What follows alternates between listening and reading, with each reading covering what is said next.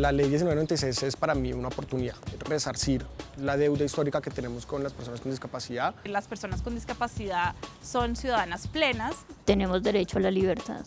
Creo que la ley de capacidad legal implica un cambio cultural. Tenemos que pasar de decidir por ellos a decidir con ellos. La dignidad es la base de los derechos humanos. Creo que es una oportunidad de transformación social, es una oportunidad de aprender.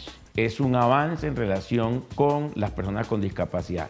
Es la reclamación de sus derechos, es la posibilidad de la inclusión social. Esta ley es un hito para la lucha de los derechos humanos en Colombia y en el mundo. Todos necesitamos distintos tipos de apoyos. El hecho de necesitarlos no nos hace menos ciudadanos, por el contrario, nos hace más humanos.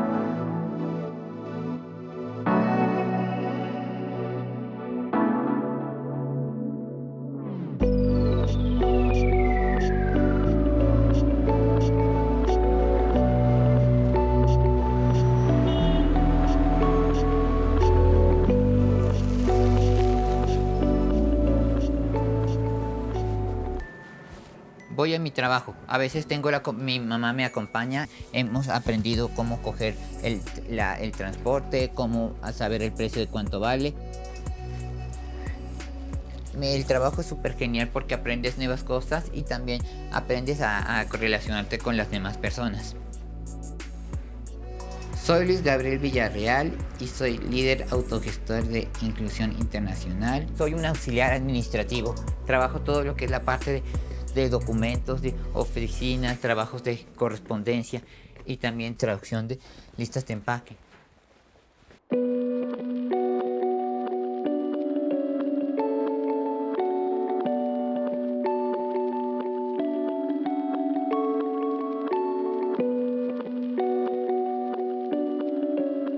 Es importante hablar de capacidad legal porque es la figura jurídica que le permite a las personas poder acceder a cosas que tienen que ver con su vida cotidiana, como abrir una cuenta en un banco, comprar una casa, hacerse un tratamiento de salud. Entonces, la capacidad legal es realmente lo que le permite a la persona ejercer derechos. Generalmente, y por no solamente los contextos sociales y económicos, sino por décadas del derecho impregnando la idea de que las personas con discapacidad no pueden tomar decisiones, pues era muy claro para la gente que las personas no tenían que tener la posibilidad de tomar derechos, porque se iban a equivocar o iban a tomar decisiones que fueran equivocadas para los terceros. Lo que presenta esta reforma es una idea completamente distinta que nace principalmente a través del movimiento social de discapacidad a nivel mundial, que fue considerar a las personas con discapacidad como sujetos políticos y en ese sentido como sujetos que tienen derechos en igualdad de condiciones con las demás personas,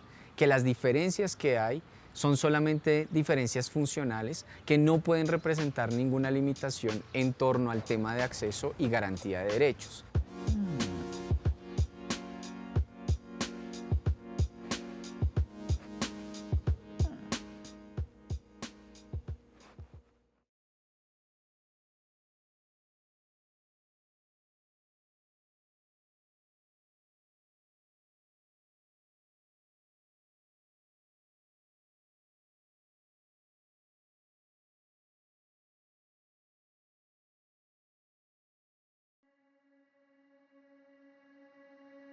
Cuando se creó País, nosotros teníamos un objetivo primordial, que era básicamente posicionar el tema de la discapacidad como un asunto de derechos humanos. De hecho, País es la primera clínica jurídica que trabaja temas de discapacidad, no solo en Colombia, sino en Latinoamérica. Y en ese momento, además, nosotros teníamos un objetivo y que marcó, digamos, nuestros inicios, que era también avanzar en la ratificación de la Convención de Naciones Unidas sobre los Derechos de las Personas con Discapacidad. Yo llegué a País en septiembre de 2011 y Colombia ratificó la Convención de Naciones Unidas sobre los Derechos de las Personas con Discapacidad en mayo de 2011. Entonces era un instrumento internacional de derechos humanos recién estrenado en el marco normativo colombiano, cuyo artículo 12 es la columna vertebral de la Convención, que garantiza el derecho a igualdad ante la ley y el derecho a la capacidad jurídica de las personas. En ese momento el contexto en Colombia era un código civil con una reforma importante que ocurrió en el año 2009 con la ley 1306. Ese contexto que existía era que cualquier persona podía solicitar la interdicción judicial de otra persona, en general una persona con discapacidad, y eso significaba que a un tercero se le otorgaba el total poder sobre todas las decisiones y de manera vitalicia sobre la vida de una persona. Entrevista a Natalia Moreno, toma 1. La capacidad jurídica la deberíamos tener todos, ¿no? Y todas. Y creo que en el sentido en que no se pueda tener ese derecho, las personas van a estar en mayor riesgo y en mayor vulnerabilidad. Y yo creo que en ninguna parte del mundo debería de eliminársele ese derecho, que además es, para mi concepto, uno de los derechos fundamentales.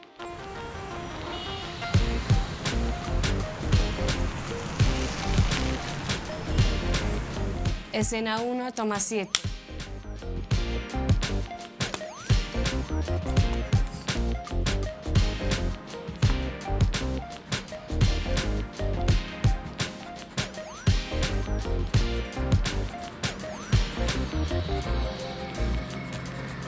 Hola, mi nombre es Laura Jimena González Varela, tengo 23 años y soy una joven líder multiplicadora.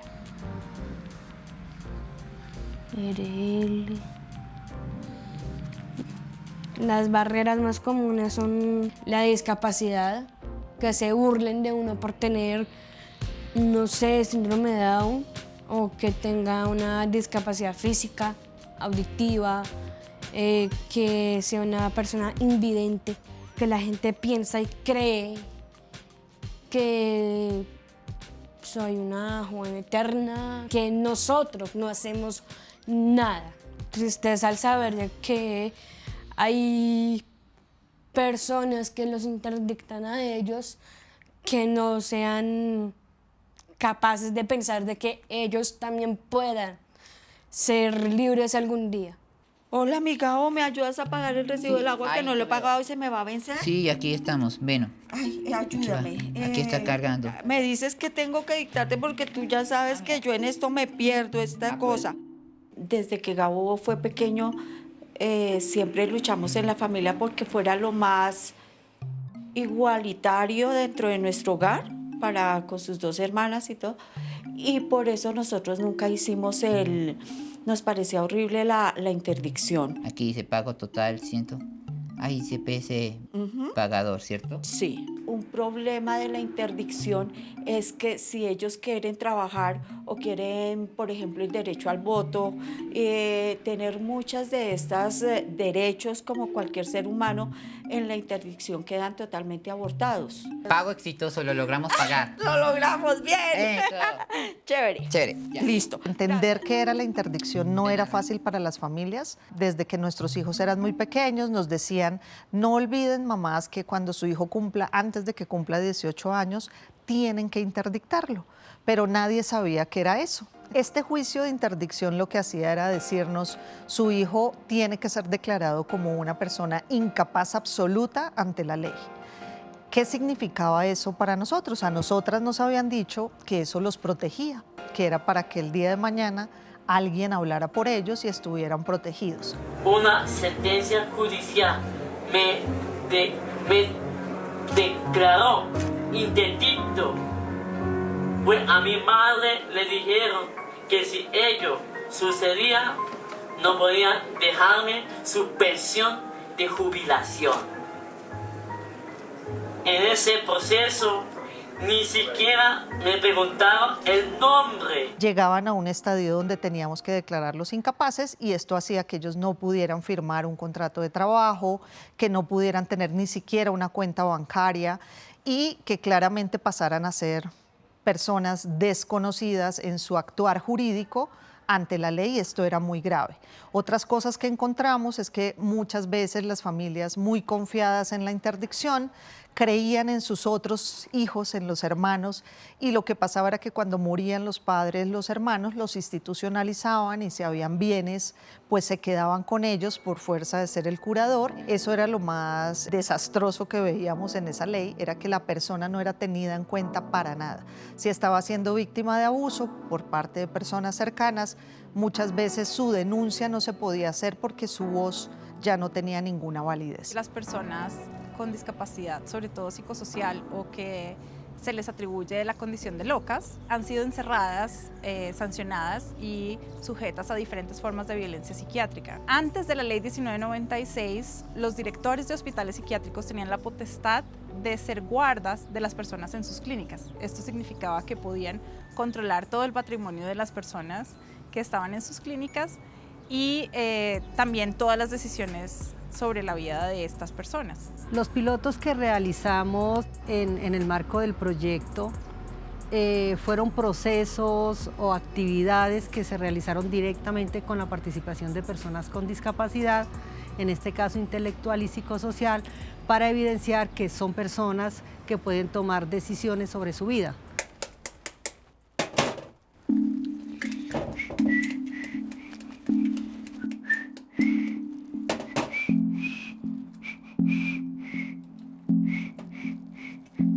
Los estereotipos que se tienen y muchas cosas que pueden ser algo hirientes de lo que se inventan están de que son los niños como el niño incómodo o el tartamudo o el que no sabe hablar y también el torpe y también el que se comporta como si fuera ¡ay! Como el jorobado ¡ay!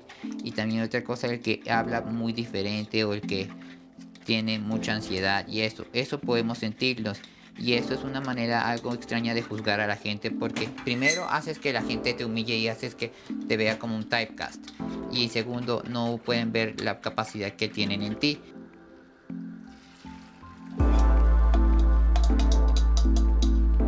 Otra cosa también muy grave que encontramos es que las personas que tenían discapacidad intelectual y eran declaradas en abandono, había un requisito en el Instituto Colombiano de Bienestar Familiar y era que estuvieran interdictos y esterilizados para ser recibidos por el Estado.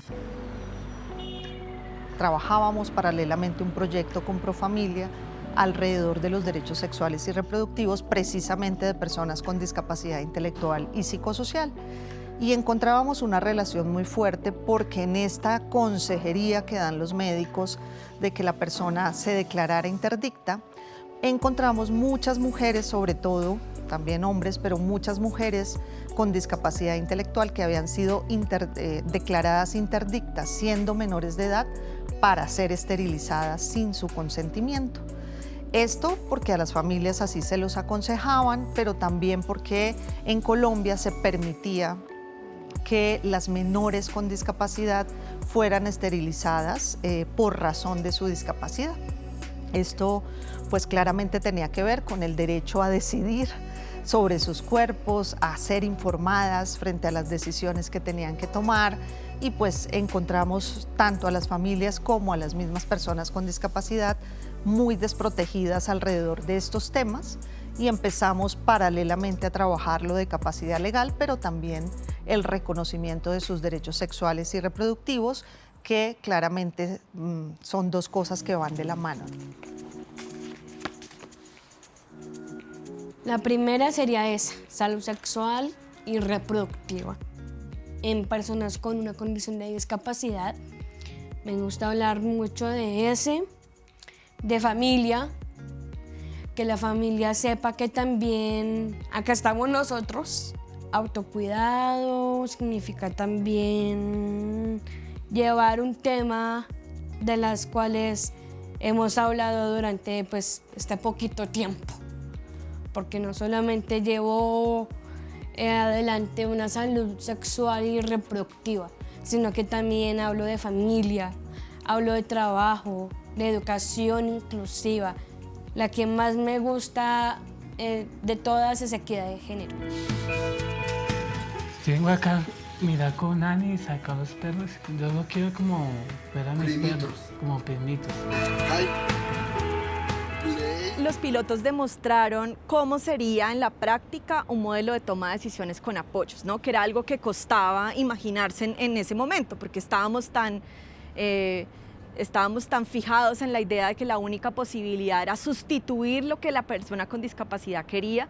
Aquí demostramos que era posible conocer lo que las personas con discapacidad quieren después de un proceso de apoyos y de ajustes razonables. El piloto definitivamente sirvió para evidenciar claramente que una categoría diagnóstico o una etiqueta no puede ser la que le quita el derecho a una persona con discapacidad de tomar sus propias decisiones. La sentencia T53 es la sentencia en la que la Corte Constitucional de Colombia estudia el caso de Silvia, que era una adolescente con discapacidad intelectual. La mamá recibe una casi orden de un médico en un municipio rural en el departamento de Antioquia y ese médico le dice tiene que esterilizar a su hija. ¿Por qué? Pues porque tiene síndrome de Down y es adolescente. Esas eran las razones que se necesitaban. El caso llega a la Corte y la Corte analiza de forma muy juiciosa qué pasó y por qué a Silvia nadie le preguntó qué quería sobre su salud sexual y reproductiva. La Corte concluye que era imposible ordenar una esterilización sin consultarle a Silvia qué quería, por qué la quería y qué pensaba ella sobre sus propios derechos sexuales y reproductivos. La Corte concluye además que haberle negado a Silvia esa posibilidad de poder expresar lo que quería, haberle denegado esos ajustes y esos apoyos para la toma de decisiones en salud sexual y reproductiva, pues era una discriminación a la luz de la Convención.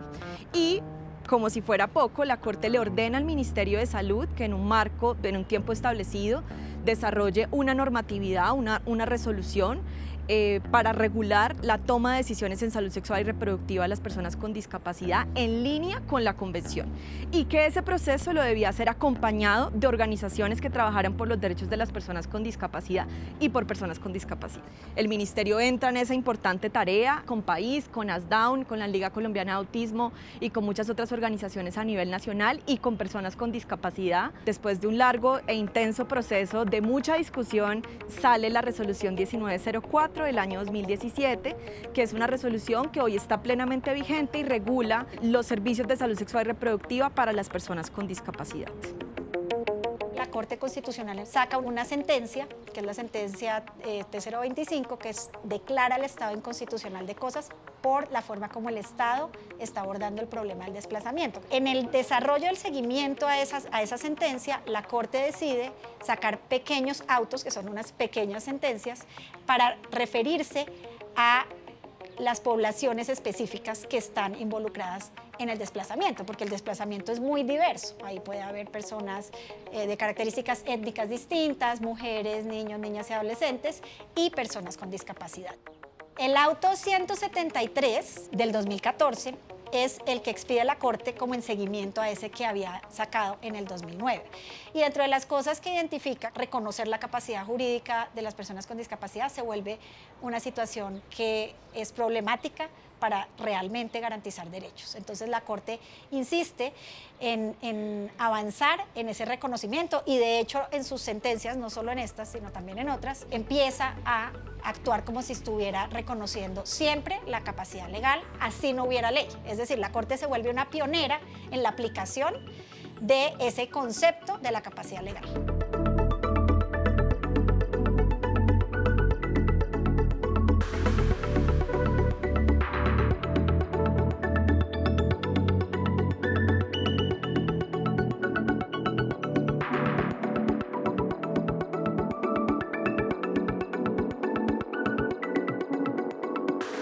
El Ministerio de Justicia y del Derecho generó la red RUNDIS, Red Universitaria para el Reconocimiento de los Derechos de las Personas con Discapacidad, que luego se transformó en la Red Tejiendo Justicia, Red Universitaria por la Igualdad, Inclusión y Transparencia.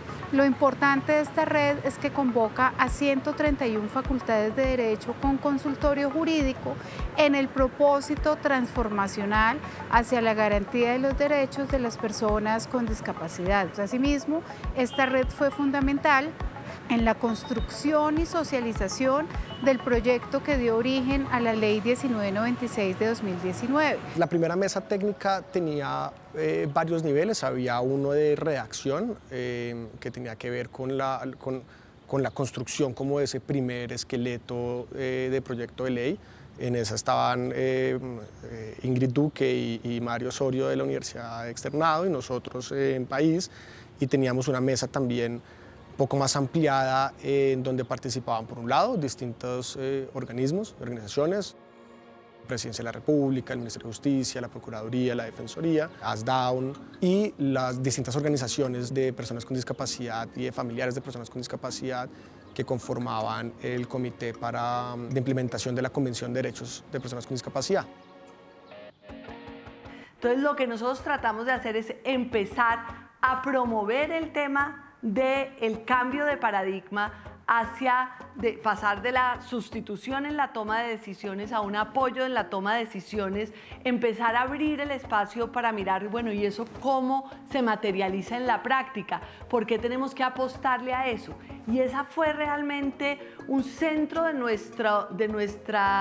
nuestros inicios, que era, como digo, poner temas novedosos y temas que nosotros considerábamos iban a avanzar y cambiar también la vida de muchas personas con discapacidad. La Coalición Colombiana por la Implementación de la Convención de Discapacidad fue un proceso político muy importante porque en Colombia hay una tradición importante de movilización social, por ejemplo, del movimiento afro, del movimiento de mujeres, del movimiento contra crímenes de Estado, que tenía más de 20, 30 años trabajando para hacer incidencia internacional. A diferencia de estos movimientos, el movimiento de personas con discapacidad nunca había tenido la experiencia de hacer incidencia internacional para demandar que el Estado colombiano ajustara sus políticas y prácticas a los estándares internacionales de derechos humanos. Entonces, dado que la Convención sobre los Derechos de las Personas con Discapacidad se ratificó en Colombia en 2011, en el año 2012, hicimos un llamado para que diferentes organizaciones de la sociedad civil que trabajaban en temas de derechos de personas con discapacidad, tanto lideradas por personas con discapacidad como que prestaban servicios a personas con discapacidad y sus familias, también por la academia, nos uniéramos para pensar cómo hacer incidencia y aprender cómo es el proceso de hacer incidencia ante Naciones Unidas. En ese espíritu, es para mí, como presidente del Consejo Nacional de Discapacidad y director del Plan Presidencial de Inclusión de Personas con Discapacidad, un honor encabezar esta delegación que empieza este diálogo por primera vez.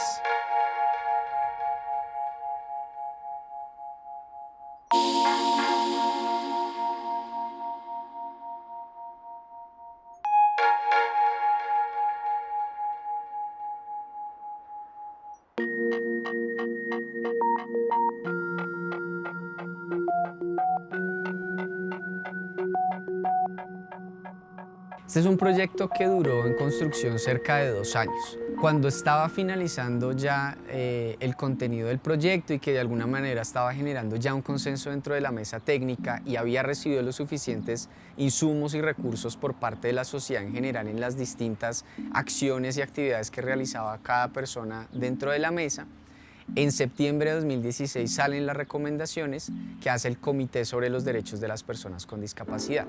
Este comité tiene una importancia muy grande porque es el que vigila el cumplimiento del Estado colombiano frente a la Convención.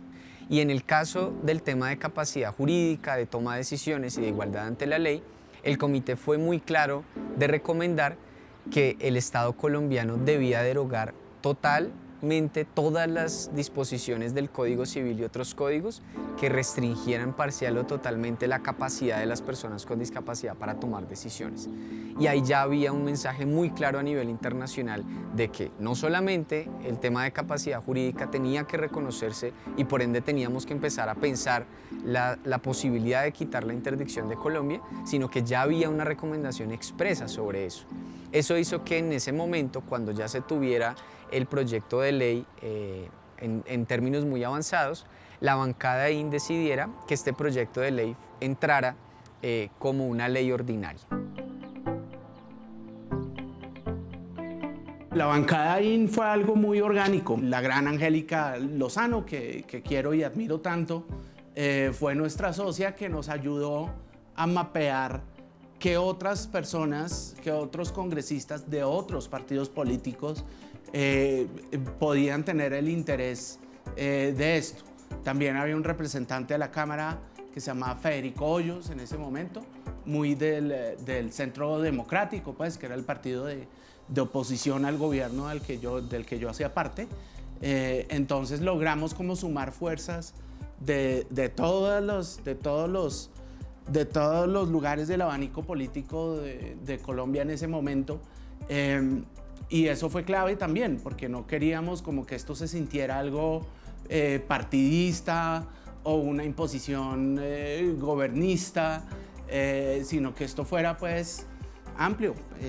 Personas con discapacidad hay de todos los tintes políticos y por eso esta bandera no podía como ser propiedad de un solo colectivo. Ya en 2018, sin embargo, que entramos en un cambio de gobierno, cambia presidente de la República, pero también cambia el Congreso, Angélica Lozano deja de ser representante de la Cámara y pasa a ser congresista como senadora. Su trabajo por los derechos de las personas con discapacidad es reemplazado por Juanita Gubertus, que entra a liderar todo el proceso con este proyecto de ley. Mi gran compromiso desde la campaña, cuando empezamos a tener discusiones sobre cómo avanzar en los derechos de las personas con discapacidad, fue justamente poder comprometerme con sacar adelante este proyecto de ley. Cuando llegué lo encontré como un proyecto listo para segundo debate y fue una experiencia de aprendizaje, empezar a entender con las distintas organizaciones de sociedad civil que trabajan este tema qué significaba la capacidad legal, por qué era tan grave que existiera la interdicción, todas las dinámicas que existían antes de esterilización forzada y uno cómo podía combatir este flagelo, conocer de primera mano a personas con discapacidad que me contaron su experiencia de vida y me decían por qué querían casarse, poder contratar, poder ser empleados y cómo venían en este proyecto de ley una oportunidad.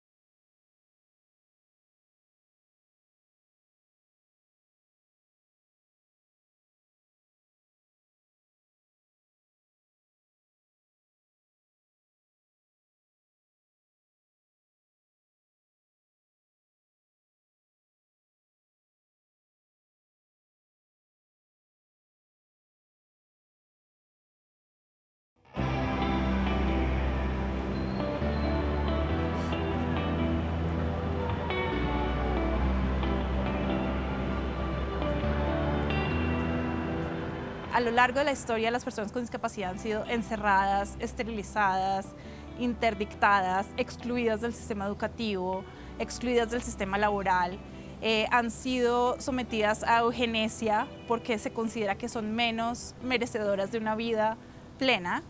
Y esta ley lo que hace es ratificar que eso tiene que cambiar. Juanita presenta distintos comentarios y presenta modificaciones que también son alimentadas por las distintas actividades que realizan los actores que antes estaban en la mesa y que se ven como viables a través de las discusiones que hay en el Congreso.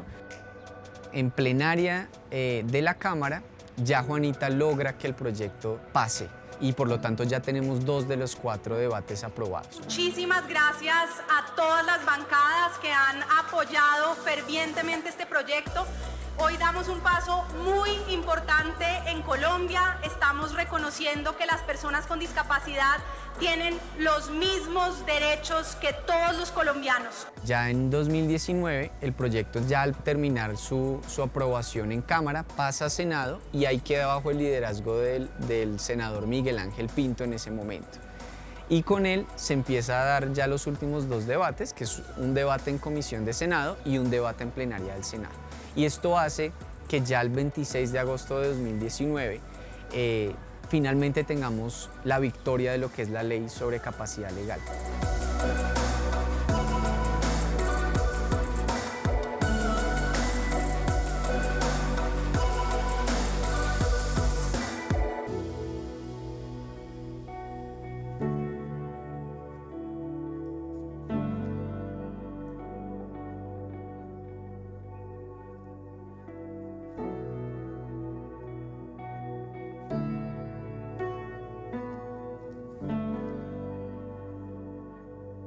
La Corte Suprema de Justicia y la Sala Civil comenzó un papel preventivo en el sentido de comenzar un proceso de formación que se dividió en 3 etapas.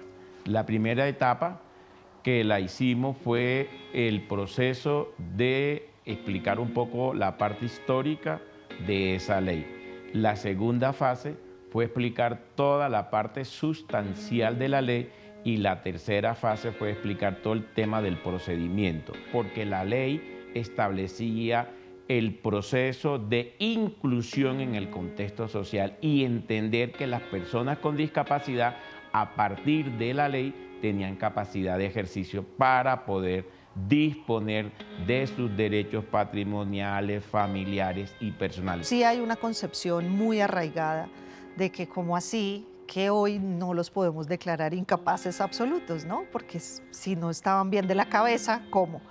Y creo que cambiar esa concepción nos va a llevar bastantes años, poder mostrarles que el centro de la ley es la persona con discapacidad, que hoy todo gira y debe girar en torno a conocerlo, a saber quién es y a saber qué apoyos le debemos dar si los requiere para garantizar que su voz y sus decisiones sean tenidas en cuenta. Que haya una ley que le diga a la sociedad que todas las personas tienen capacidad legal, que todas las personas tienen derecho a tomar decisiones que son relevantes para ellas y que van a ser válidas. Para mí es muy claro que mi experiencia personal como familia de una persona con discapacidad sería otra si no existiera esa herramienta jurídica. Voltéate que quiero ver tu camiseta por dentro. Ahora sí, mira por acá. Hola Laura, cuéntanos qué es lo que estás haciendo en las elecciones en este día. Bueno, mi rol es observar cómo van las votaciones, si han hecho bien las cosas, la repartición de los tarjetones de cada uno de los partidos. Fui observadora electoral. Eso se trata de estar observando de que el papel de los jurados, que lo hagan bien, que todo esté legalmente bien hecho, para que pues nuestros votos pues salgan bien, ¿no? Nuestra idea con este proyecto es, además de poder recabar información, de crear insumos para poder crear recomendaciones para las autoridades electorales, es también tratar de incluir a las personas. Y una de las cosas que más nos gustó es que los observadores se volvieron unos focos de educación dentro de sus familias, se volvieron expertos en temas electorales y empezaron a explicarle a sus familias sobre las votaciones, sobre los procedimientos, sobre la forma en la que se elige a la gente, sobre lo que se iba a elegir. Ellos fueron capacitadores dentro de sus entornos y eso nos pareció un resultado muy, muy positivo. ¿Cómo te ha ido con tus compañeros de trabajo? Excelente, los amo, de verdad que sí. Los amo. En este momento, ver a personas con discapacidad teniendo una labor relevante en el proceso electoral es realmente ver que las personas con discapacidad, gracias a este proceso que tiene que ver con esta ley y que tiene que ver con un movimiento que está hablando de estos derechos, están en el espacio público, están tomando una acción política y ciudadana relevante y tienen unas posibilidades enormes de incidir en transformaciones que tienen que ver con eso. Eso también es parte del proceso del derribamiento de esas barreras actitudinales, de esa actitud como de que yo de pronto no le hablo a ella porque no sé si me va a entender. No, claro que posibilidades de comunicaciones hay muchas y lo interesante de esto es que la discapacidad es una manifestación de la diversidad y nosotros somos diversos. Pretender que seamos una sociedad de personas todas homogéneas es, por un lado, desconocer la realidad y por otro, también perderse de mucha riqueza que da.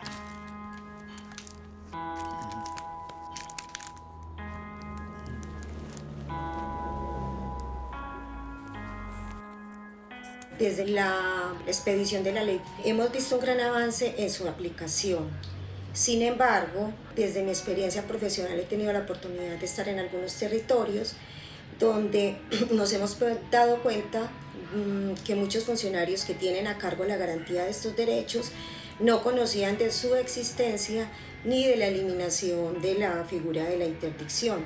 Es un asunto que lleva un gran desarrollo, pero en las ciudades principales y en algunas ciudades intermedias. Considero que ha habido un avance importante y un compromiso por parte de jueces, notarios y conciliadores en la aplicación y la garantía de la capacidad jurídica de las personas con discapacidad. Las entidades que tienen unas competencias en materia de un rol que es el rol de la valoración de las personas con discapacidad para que puedan tener un apoyo, esas entidades como la Defensoría del Pueblo, como la Procuraduría, como los municipios, como los departamentos, inicien el proceso de ir constituyendo los equipos para que puedan hacer las valoraciones correspondientes cuando acuda una persona con discapacidad a solicitar la valoración para ver qué tipo de valoración necesita. Si voy a hipotecar un inmueble, adquirir mi ropa, educarme, adquirir la vinculación a un colegio, a una universidad, o por el contrario, el derecho de poder constituir una familia, adoptar un hijo, reconocer un hijo, constituir una unión marital de hecho, constituir un vínculo matrimonial. Creo que ahí es donde está el papel más importante de lo que hay que ir exigiendo de aquí en adelante. Ya puedo desarrollarme y ser como una persona de verdad. Ya puedo firmar un contrato laboral, sé cuándo disponibilidad, ayudar, y también puedo recibir una gran recompensa que es remuneración económica, o sea que me pagan nómina y dinero por lo que hago. También puedo, gracias a ese dinero, puedo también ayudarle a pagar a mi familia, a colaborarles con los pagos del agua, del gas, de la televisión, del internet, de la telefonía. Ya puedo tener mi propia cuenta bancaria, ya puedo manejar mi tarjeta de crédito, mi tarjeta de débito y distinguirme como una persona realmente independiente y con apoyos. Muchas veces creen que cuando hablamos de apoyos para la toma de decisiones estamos diciendo, eso es lo mismo que el curador, solo que le cambiaron el nombre, y no lo es, porque cuando hablábamos de un curador, era un curador de una persona que ya dejaba de tener capacidad jurídica. Aquí no, aquí es un apoyo para que esa persona pueda tener y ejercer su capacidad jurídica. Que se acerquen, que los conozcan, que ellos no son de temer, ellos lo que simplemente tienen tiempos diferentes y una visión del mundo diferente. El hecho que tengan una discapacidad no quiere decir que hayan sido abolidos de la sociedad o que tengamos que recluirlos o excluirlos de una sociedad. Desde el año pasado me gradué como bachiller, entonces eso me hace feliz y cada vez que miro mi diploma digo, otro logro más, terminado. Me gusta mucho la comunicación social y estoy en unos talleres de comunicación y periodismo. Por una parte le diría a la gente sin discapacidad sobre este tema, sobre la capacidad jurídica, que es un tema fundamental en la vida de toda persona, con y sin discapacidad, que hace parte de la existencia misma de las personas. El simple hecho de que yo no tenga vida jurídica, por así decirlo, me pone en un lugar completamente distante y de exclusión con el resto de personas. Entonces, sin tener capacidad jurídica o sin que exista la capacidad jurídica, puedes estar vivo físicamente, pero claramente tienes una muerte jurídica y eso no te valida en una sociedad. Se necesitan muchísimas luchas más para que la gente entienda que ellos deben estar incluidos en una sociedad y que forman parte de esa sociedad. Es un granito de arena, pero vamos dando pasos poco a poco, pero sé que son certeros. Muy importante que entendamos que para poder tener una sociedad justa todas las personas, hombres, mujeres, población LGBT, pero también personas con discapacidad, indígenas, afro, tenemos que poder tener acceso a la satisfacción de los derechos. Y eso tiene un componente legal, constitucional, que es que tengamos igualdad de derechos, y luego tiene un componente de acceso a ellos, de materialización de estos derechos. Cambia estructuralmente la concepción que se ha tenido desde muchos siglos de que las personas con discapacidad no son iguales a las personas sin discapacidad. Hace parte de alguna manera, generar un mayor nivel de equidad social en un colectivo que además históricamente ha sido excluido y segregado de la sociedad. Esta ley significa que el centro de todo lo que nosotros hablamos en términos de derechos de personas con discapacidad es reconocerlos como ciudadanos y como sujetos capaces de tomar decisiones, que el que requiera más apoyo lo va a tener y el que no lo requiera puede ser contemplado como una persona que puede tomar sus propias decisiones. Para mí es el eje central de todo lo demás. Un mensaje, que sepan que nosotros estamos acá, que vivimos también en Colombia, que somos capaces de hacer muchas cosas. Es tratar a las personas como valiosas en sí mismas, como diría Kant, y no como un medio para un fin. Esto es un avance en relación con las personas con discapacidad. Es la reclamación de sus derechos, es la posibilidad de la inclusión social que se debe tener con estas personas que se encuentran en una situación como la que estamos haciendo referencia. Nos ayuda mucho, nos respeta y nos dignifica ante la sociedad por como seres reales y seres sociales que somos, y también seres humanos que tenemos la dignidad y el derecho para vivir entre los demás. Creo que somos muy diferentes, pero nos une una sola voz y un solo tema, que son nuestros derechos y nuestras decisiones.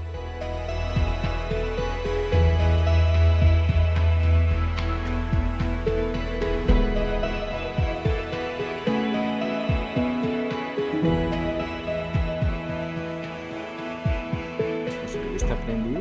Ok. Y para apagarlo igual. Lo mismo. Y mando una copia por este transmisor a la cámara. Ay, tan chévere.